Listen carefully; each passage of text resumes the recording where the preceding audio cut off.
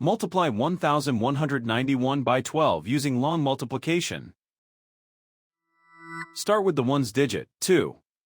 2 times 1 is 2. 2 times 9 is 18. Put 8 in this column and carry 1. 2 times 1 plus the carried 1 is 3. 2 times 1 is 2. The first partial product is 2,382. Now use the tens digit, 1. Start one place to the left. 1 times 1 is 1. 1 times 9 is 9. 1 times 1 is 1. 1 times 1 is 1. The second partial product is 11,910. Now add the partial products, working from right to left. In the ones column, 2 plus 0 is 2. In the tens column, 8 plus 1 is 9. In the hundreds column, 3 plus 9 is 12. Put 2 in this column and carry 1. In the thousands column, 2 plus 1 plus the carried 1 is 4.